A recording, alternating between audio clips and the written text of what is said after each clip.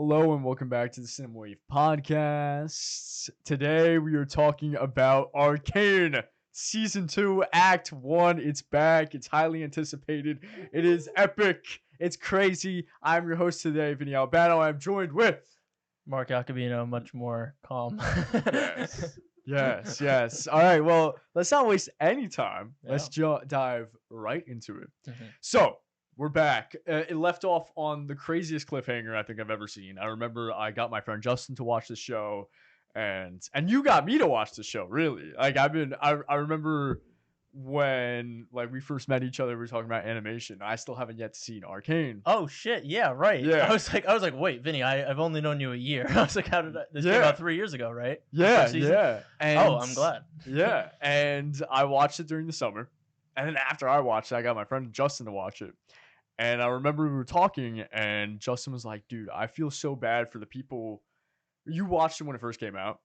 Yeah, I didn't watch it like week to week when they did the 3 release structure, but I think I caught it right when the third one came out, like the third act. Okay. Yeah, and people, and Justin was saying, like, dude, I can't believe, I feel so bad for the people who had to wait this long for such a crazy cliffhanger, right? Because it ends with Jinx finally becoming Jinx. She kills the identity of Powder. She kills Silco.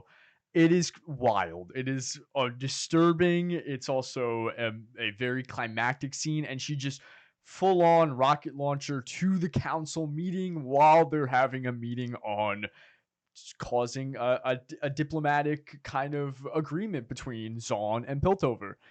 So it's crazy. It ends right while the rocket is going into the window and it's about to kill everyone. And then we pick up right after that. The first scene is Mel and Jace in the rubble of the destruction that Jinx has caused, and we lose 3 council members, and it just kind of picks up from there, one of them being Caitlyn's mother, who we open up right after that into a really beautiful, and I read online that it was hand charcoal illustrated, that kind of funeral sequence, as Caitlyn is now mourning her mother, who was a council member who died. So what was your initial thoughts going into this new season of Arcane?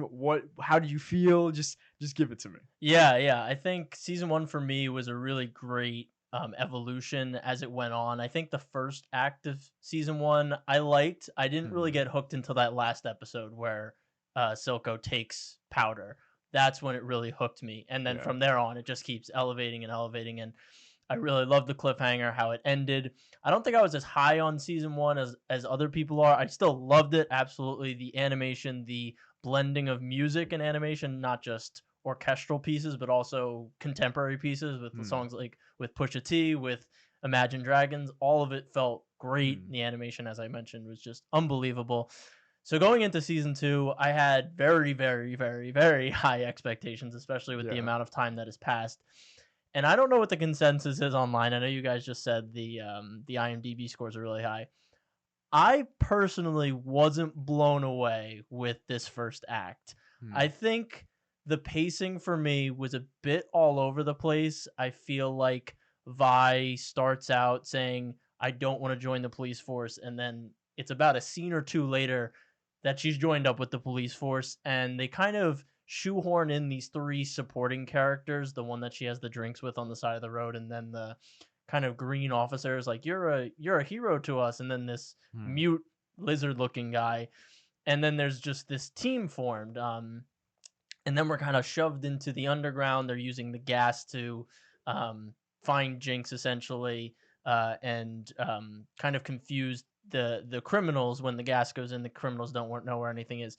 So I felt like just the pacing was a little bit off, and I couldn't really get invested, because I was like, wait, Vi just said she didn't want to be in police. This is a big deal to be asked to be put into the police force, and then she's in it. And then outside that, I think there's just a lot of ideas thrown in this first 3 episode arc, with all the political intrigue, new species being kind of brought into play. And that's not a bad thing. It's good that everything is being introduced in this first act so that the next 2 acts can kind of hit the ground running. And I am excited. I think they do set up the next two acts really well, especially with that great ending scene, that really triumphant scene where we see Caitlyn is her name.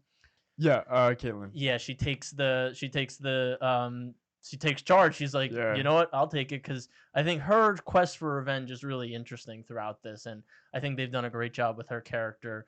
I loved her character in season one, and you Mm, don't want to see her go down this type of path that it looks like she's inevitably going to go down. yeah. um so yeah, I don't know if I think I'm obviously in the minority here, because I think people Yeah, are yeah, probably yeah. loving this. I'm sure you loved it, but those were my initial Hmm. thoughts. Yeah, I agree with you though. I am a lot Yes. more. That's the thing though. I will say I will say I'm a lot more positive. Yeah. Like I really loved these 3 episodes. Hmm. I think based on traditional story structure and like the act one of the setup, I think it sets up a lot of new mysteries and it sets up a lot of great stuff to come that I'm really excited for. What's going to happen in only this is going to be the last 6 episodes. There's going to be no more seasons. This is the Right. last season. So I'm really intrigued. But I will agree. I do think there was times where pacing almost seemed a little very fast, and I guess we'll, now that we're on the topic of it, we'll dive right into the flaws. um but I will say, just prior to what I'm about to say, for me I felt a lot more positive because I think the the positive elements of the show really outshine for me, Yeah. where I kind of gave the flaws a bit of a pass. But we'll dive right into it, right? Definitely. So the pacing, right? Hmm. I think the pacing kind of goes hand on hand with one of my big kind of confusions that I had with the show is a bit of the exposition and how we kind of lead to one point to another. Hmm. It feels muddied, feels like really quick, and almost like I had to rewind the scene. And even with that, I was kind of like, okay, I was kind of like not 100% sure. Like, I don't know if they're leaving this as a mystery. For Yeah. example, right, we have Caitlyn. She gets the key to her family Yep. and she learns about the secrets. She learns about the gray and she learns about how her family was, her mother established the ventilation system within Zaun, Hmm. which allowed for the underground people to breathe. But then we also are seeing through, and this is the thing, I'm like so conflicted because we see this through the very beautiful kind of music video esque Yeah. exposition sequences where I appreciate that because it's a really creative way of having a show visually tell you, okay, this is what's going on, and except for spending like 20 minutes of like them Yeah. sitting down and yapping and like Hmm. doing like the anime exposition, like fucking Naruto flashback, Yeah. right? Yeah. So Yeah. I appreciate like that really cool music video sequence where we're watching like very bombastic dubstep Hmm. as we're watching the Caitlyn's enforcer unit, including Vi, are going into the underground. They're spreading the gray, and they're trying to get clues on where Jinx is. But I'm also like a bit confused because right before that in a very similar music video s fashion, we're told that her mother was the one that built the ventilation systems. So I'm kind of a little confused with like, is Caitlyn going against her mother's word on the ventilation systems within Zaun? Is that why she's using the gray to, for her own political advantage, to Mm. try to find Jinx out of this very spiteful, vengeful path that she's Right. going on? I don't know if you get what Like, I'm trying yeah, to like, say. did the family also manufacture the gray? Like, did they make the ventilation system but also use the ventilation system as like a peace offering to the lower city, but Yeah. also in the back they're like, if they ever get out of hand, we have the gray and we can use that against them through the system we just gifted them. That makes sense. That's cool. Hmm. But like you said, it could have been a little muddy because we just were zooming right into the next scene, and we don't really get to sit with much of the new revelations that we get. And I think that also bleeds into maybe the factions that start getting pulled in, because I feel like by the end there's all these different players vying for power and vying for a seat at the table, and I don't really understand their motivations behind that. And I Yeah. think that's something we'll flesh out moving forward. I think the important players are fleshed out, but I feel like there's a lot of other things where I'm like, are these people part of the city? Are they part of like a neighboring town or country? Like I don't really know the structure of everything, and I like to understand the world a lot more than I feel like I do right now, and maybe that's something that's holding it back for me, but I do want to emphasize that I am excited for them to explore it over the next couple acts. But as you said, this is the final season, so it's a lot to jam in the next 6 episodes. yeah, It's not that I doubt they can do it, but it's definitely something in the back of my mind as I'm watching. yeah, and I have faith in them. I think that kind of ending off my thought that I was just kind of yapping about right before, right, is that like I said, like I really love these 3 episodes. I don't think it was like that big of an issue because I get really for me it's the characters at the end of the day and the characters' journey and the characters and how they move the plot. So like little kind of world building details. I get it, but I'm just like not 100% sure if I'm correct on getting it. You know what I mean? Like so there is that. I want to actually, because you mentioned the political kind of gears that are at play and different motivations. I want to talk about Mbessa because Mbessa is a huge player within these 3 episodes. And I think they're leaving her motives very ambiguous for a reason. I think we might get a big plot twist going on, but there's a lot of mystery behind her character, right? She get introduced in the first season. She comes overseas and she comes to Piltover. But we still don't know why exactly. We still don't know why. We know that Mel's brother, her son, died, got killed by someone. And now she came over on this big warship with all her Noxian soldiers and has established this place within the political hierarchy of Piltover. But we don't know why exactly. She's a bit of a warmonger. And it is revealed that she was the one to set up the attack at the memorial. Right. And that then gives a further reason for the council, including Caitlyn, to then be like, yeah, let's establish martial law in Zaun and let's just go in there full totalitarian style and just take over these people. And she's also the one to manipulate the council to elect Caitlyn at the end in episode 3 as essentially a dictator. Yep. So, but we don't know why exactly. And there's the Black Rose now. So there's this magical organization who is attacking her and has completely taken Mel. We don't know where Mel went. Yeah, she's gone. Sucked up by like red mist. I was like, oh, okay, all right, we got a real magic system in here now. Yeah. So there's still a lot of mystery behind her. Why does she want to establish martial law in Zaun?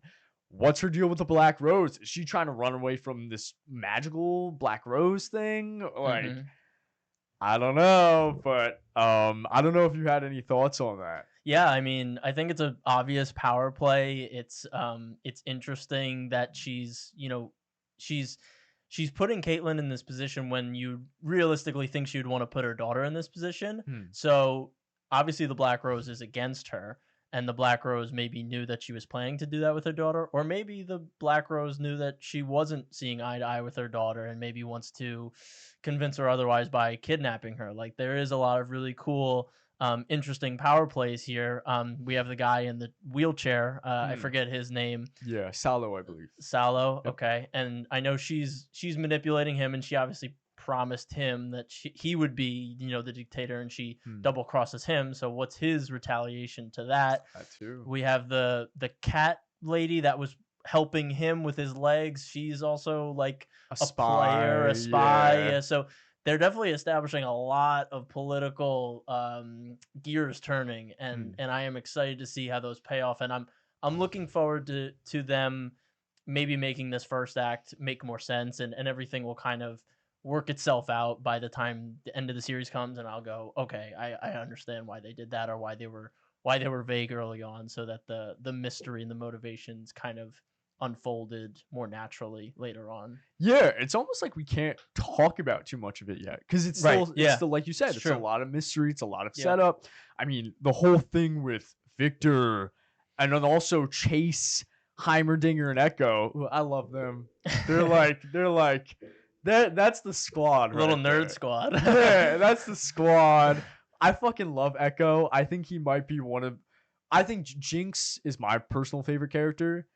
But if we're being reasonable, like he is the most reasonable best character, I think. Echo. Yeah. Heimerdinger's great, and Chase is a great character in his own unique, very almost blind and ignorant type of way. Yeah.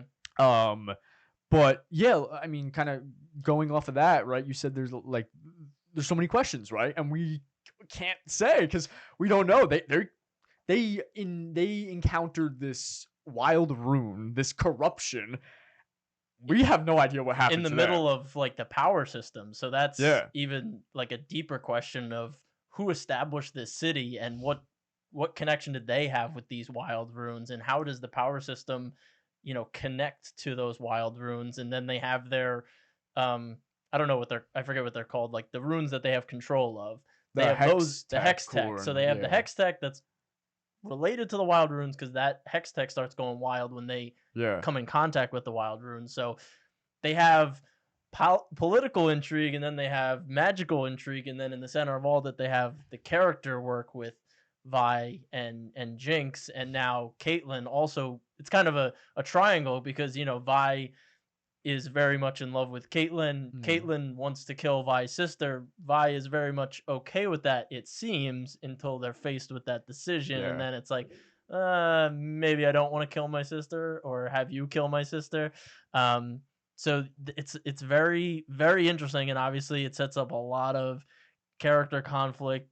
And I'm sure when we get to the climax between Vi, Caitlyn, that love there is going to be tested. And Jinx, I mean, they've already made Jinx, by the end of season 1, you're very much like she's off the deep end. But I feel like already within this first act, they've kind of reversed her character, not in a bad way, but like reversed her to a more empathetic stage where you're like, I can see that she's gonna have that redemption, I feel, because she now has this kid that follows her around that she saved, and now the kid's like imprinted on her, because the kid obviously doesn't have any parents. So it's interesting where the kid will go.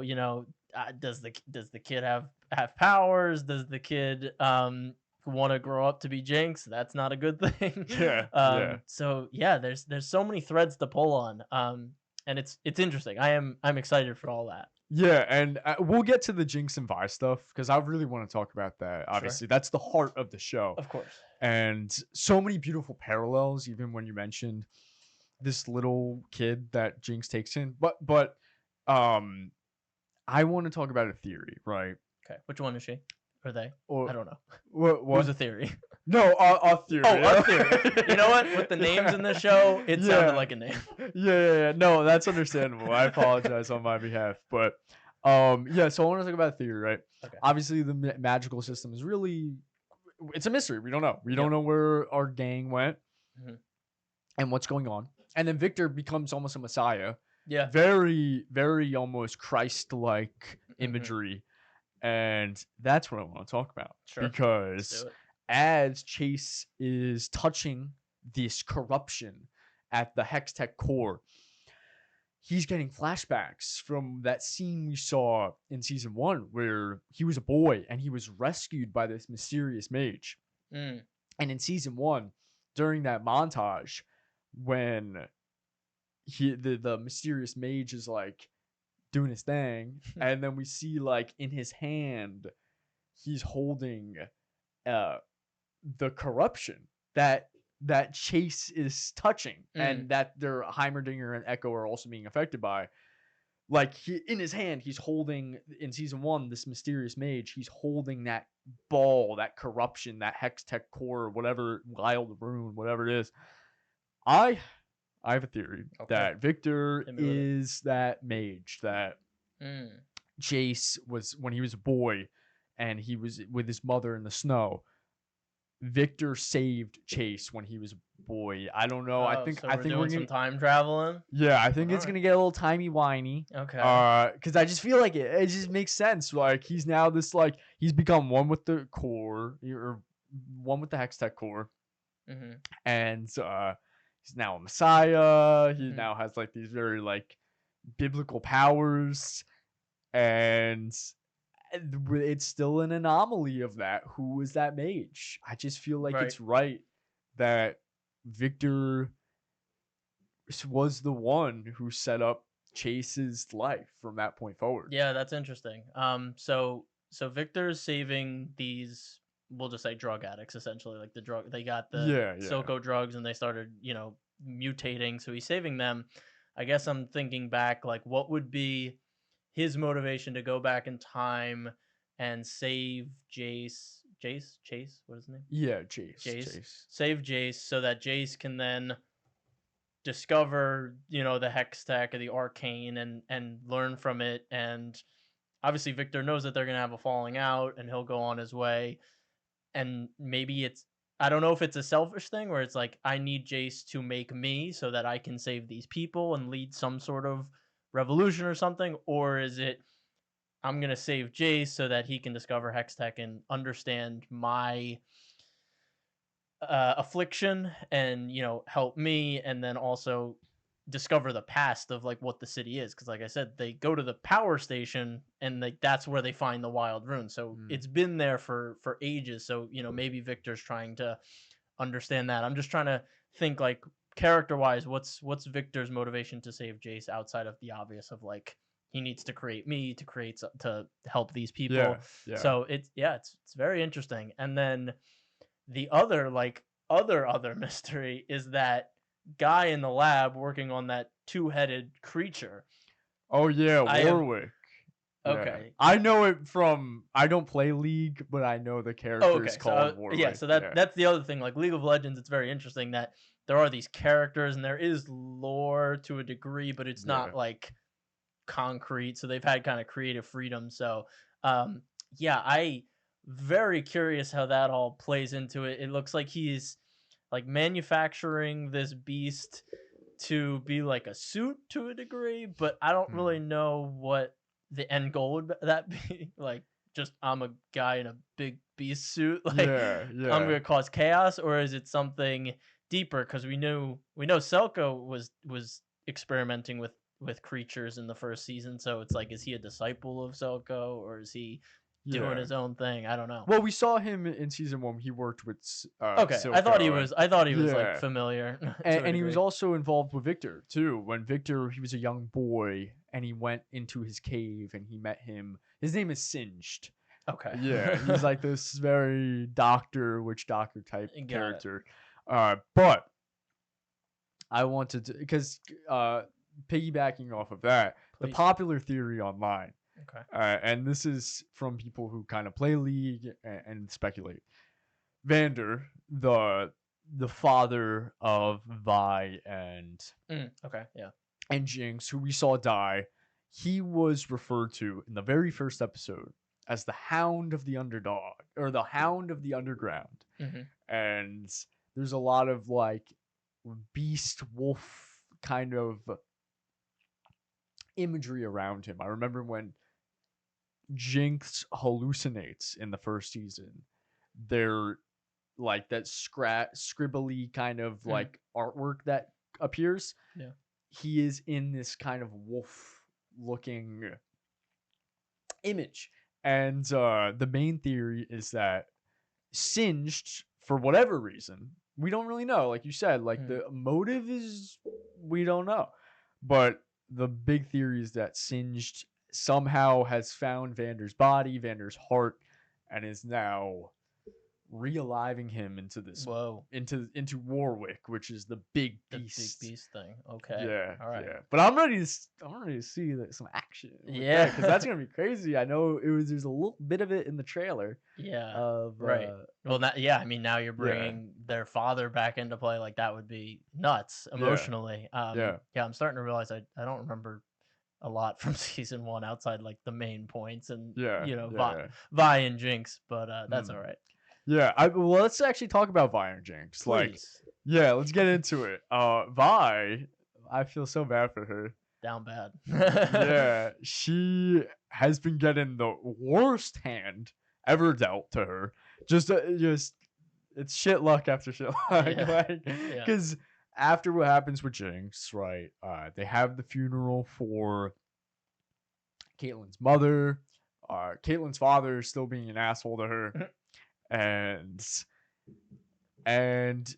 they, just really terrible things because they finally embrace, which I'm glad it happened because there was so much tension in the first season between Caitlyn and Vi. So they finally kiss. They have a moment, but not too long after that, the whole Jinx thing happens, and like you said, you already covered it, so I'm not going to repeat. But Vi is like, "Yo, don't shoot. That's a kid." Yeah. And yada yada. And then they kind of already are now butting heads again, and now she's on her way to become a dictator. So yeah, Vi has already heartbroken. Yeah. Her sister is now multiple offense domestic terrorists, and father's been dead. Father's been dead. That too. And I just feel so bad for her, but it is a character. I love her character.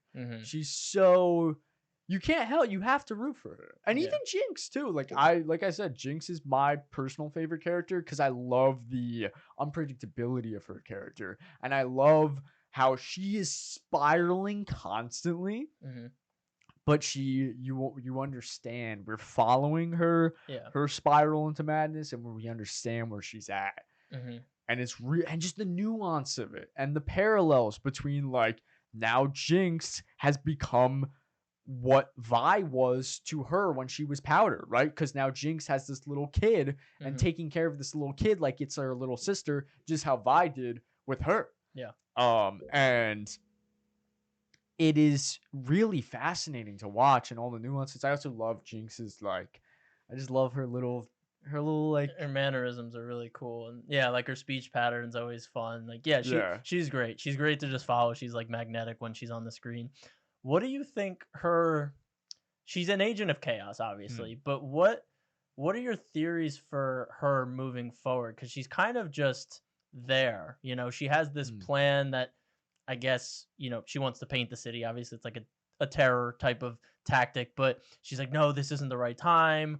What was she setting up? Like, what's Jinx's role in all of this, outside, the political intrigue? Because it's not like she's trying to be a hero for the underground. I mean, she's really just doing this all for herself. It's not like the people in the underground are like looking to Jinx after she took out Silco.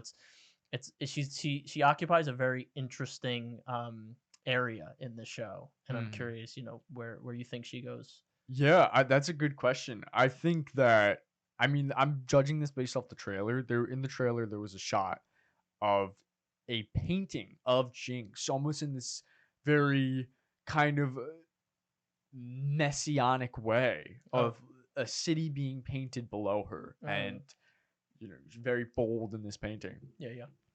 I think after this attack, even though that one line suggests that she didn't want it particularly right there before Savika activated the bombs, so after this attack, she's going to become kind of this hero of the underground, but I don't think she's, like you mentioned, like she really wants that. I think it kind of reminds me of Dune in a way, right? You've seen Dune. Of course.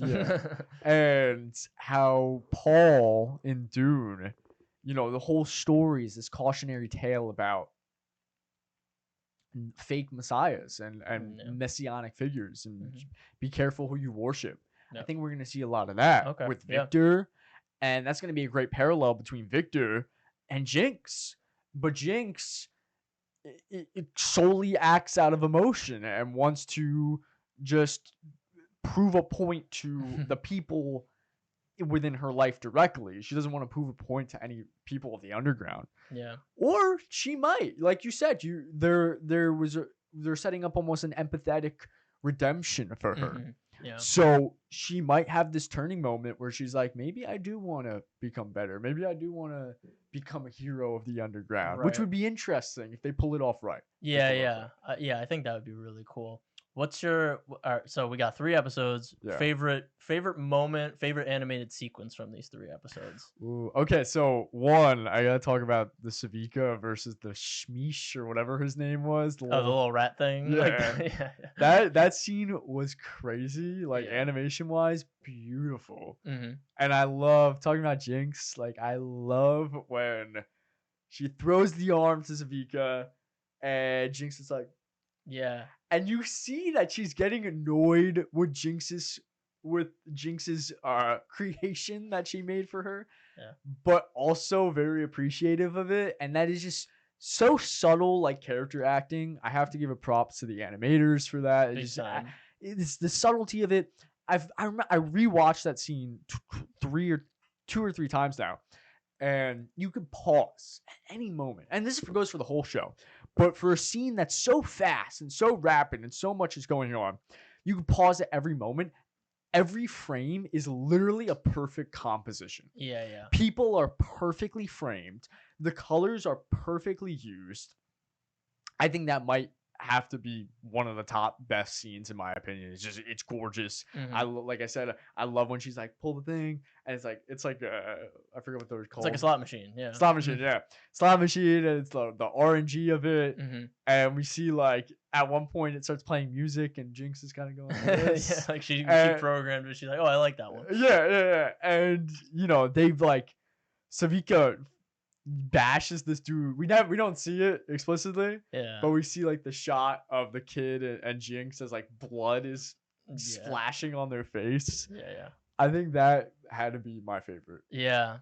I think for me, I love the last shot or like the last couple shots of the show with what's her name? Mbasa, the Oh, and Bessa, yeah. Mbessa. I love Mbessa. It's just the use of color in the show is always like striking, and Yeah. I love her her gray, no, sorry, red uniform against the bright blue background, just pounding her chest, looking Hmm. directly at the camera. It's so intense, Hmm. and it just shows that like that something's coming. Something's building up, Yeah. and I love when Caitlyn steps out of the crowd, and then it's just like a wide shot frame of them standing and her taking the crown. I think that scene and the music behind it was so well done.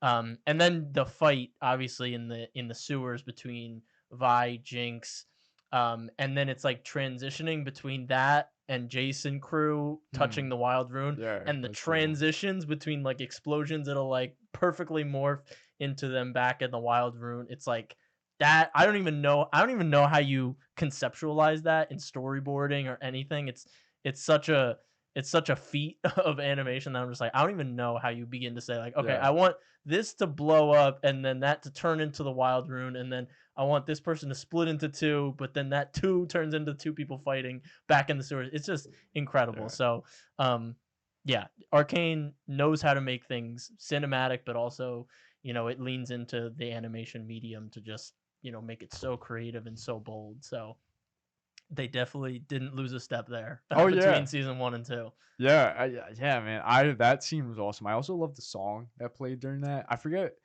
I think it was Wood Ink. Was that the artist who did it? I don't know. I don't know. But the song was really cool Yeah. because it has like he has like this voice. Yeah, right. And then like the very loud, almost what's the word? Chanting. That Yeah. That's right. good. That's good. Yeah. And thank you. I appreciate that. I was practicing. But that really added to the scene, I think. That was cool. Yeah, I don't think there's a show that infuses music as well as Arcane does currently. Like between the contemporary music of having, huge dubstep tracks to also like really intimate kind of choir-esque tracks like that, and then also like orchestral scores, just working both mediums of music into it seamlessly and not feeling like out of place in either direction. It's just like that's incredible. I wish there was an award for musical integration, not just like original score, original soundtrack, but musical integration into storytelling, because it's like it's so well done in Arcane. I feel like every show should try to emulate Arcane in that respect. Yeah, and actually piggybacking off of that, how you talked about the kind of traditional orchestral score, Alex Saver, the composer, I love the score that episode 3 basically ends on when Yes. Yeah. she's appointed general. It's Mhm. so terrifying. Like, Mhm. it's genuinely like, I was like, I got chills because I was like, oh my god, our girl is now gonna become fucking oppressor, Yeah. right? Yeah. But yeah, I think we covered most of it. Did you have any last thoughts? Or? No, no.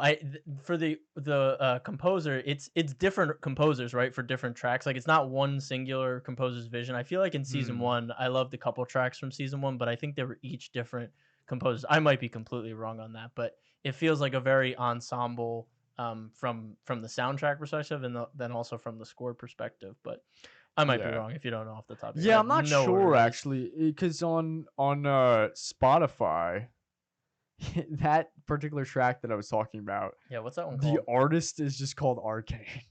Okay, that's what it is. So It's like they don't put the composer. It's like, damn, give him yeah, some credit. I want to see that. So, maybe if I go here, hold on, if I go to view credits. mm, It's yeah. oh, sorry, Alexander Temple, written by, performed by Scoring Berlin Orchestra. So Okay, cool. Alexander Temple, but it seems like on Google it says Alex Savior and Alexander Temple. I guess are They the do. two Okay, masterminds. got it. Got it. Cool. Yeah, Well, I'm hyped for yeah. I more. mean, we don't have to wait too long. Yeah. I do like this style of release schedule that Netflix does. I don't know if Arcane started this or if Stranger Things started this, but Hmm. releasing like acts Hmm. of a show, so you get that binge feel, but you also don't get the like, oh, if I don't watch it today, I'm gonna get it spoiled tomorrow. I really Yeah. like that, and I don't know if Arcane started that or not because that was like 2021, Hmm. so I wouldn't be shocked if they started it. Yeah, yeah. I think it's really cool. I think it adds to the cinematicness of it, right? Right? Because Yeah, it's like Act One, and then we're going into an it's a intermission. Shakespearean play. Yeah, I Yeah. love that. I love that. It's like the intermission being a week long, but it's cool. It's cool. Yeah. I'm just so I'm so excited. I'm gonna rewatch a couple of the episodes honestly, because there's so many moments where like, yeah, there's like we talked about the flaws. Yeah. It has some weird pacing moments where almost exposition is lost within the speed of it. Yeah. Yeah. But I do appreciate everything else. It Mm. looks gorgeous. I Mhm. mentioned at the beginning of the episode they blend art styles here. They used hand painted charcoal for the funeral sequence, and you have amazing action, like you mentioned. Mhm. It is so hype, honestly. I just really hope that they're able to pull everything together because there's a lot. A lot of There's balls a in the air lot. right now. Yeah. Yeah, that's for sure. So maybe they can catch them. Maybe we can catch him. Yeah. Yeah. Well, we only got to wait a week, so we'll be back in here next week. Talk part 2. Yeah. Act 2. Yeah. All right. So that has been it for Arcane Season 2, Act 1. Yeah, if you like our content, remember to subscribe and check out our other social medias down below. We post on TikTok, Twitter, or Instagram, Threads, all of that. It's all listed down below. And yeah, join us for more Arcane week by week. This has been Vinny Albano. And I'm Mark Jacobino. And I'll see you guys next time. This is the culture.